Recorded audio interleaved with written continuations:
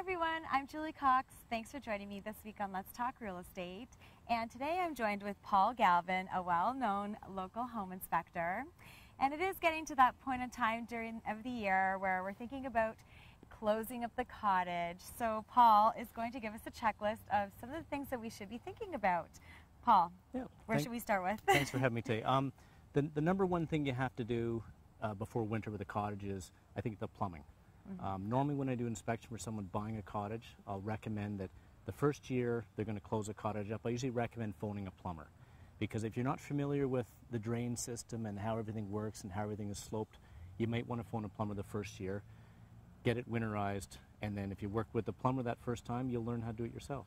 But the biggest thing is to get your water lines empty from any water. Otherwise, they're going to freeze, and you have all kinds of problems when you start the cottage up. Big mess, yeah. Not fun. That's right. So hopefully, or ideally, the drains may all be sloped one way, and you might be a couple of valves you open up and putting some antifreeze in the traps and the toilets to keep them freezing. But otherwise, you may have to use a compressor to blow the lines out, so there's no water sitting anyway. So that's the biggest thing, would be the plumbing. Okay, that's good though. Good advice. If you're not sure, call a plumber always to help you. It's always the best thing to do. Yep. So what else do you think? Other things I think is important is sort of for rodents, because they like to get into places for the wintertime. So you don't want to leave any access or anything that can invite them in. Biggest thing I think is getting rid of all the food.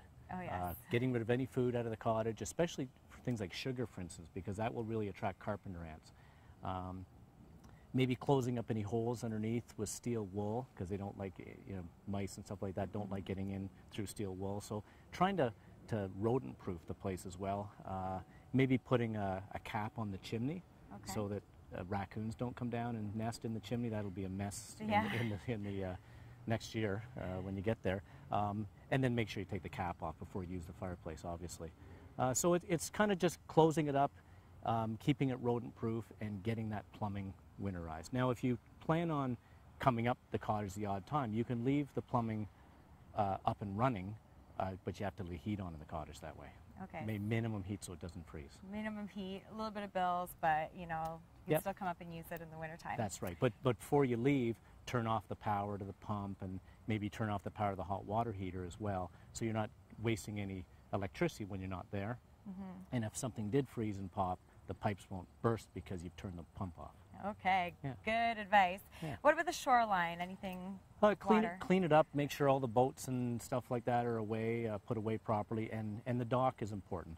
A lot of the new docks these days you see are pretty fancy, and they might tilt up out of the water so they don't freeze. But some docks are meant to stay in the water over time if they're cribbed in there, for instance. But yeah, just clean up the shoreline, get rid of all your toys and boats and stuff, and do something with the dock if you can. Great. Well, that's a great advice, great checklist for us to follow for those of us who are winterizing or closing the cottage up for the winter. Thank you so much for joining me this week on Let's Talk Real Estate. My pleasure. That's great. And thank you, and we'll see you again next week. Let's Talk Real Estate is brought to you by Bowes & Cox Limited Real Estate Brokerage, family owned and operated since 1956, with locations to serve you throughout South Central Ontario.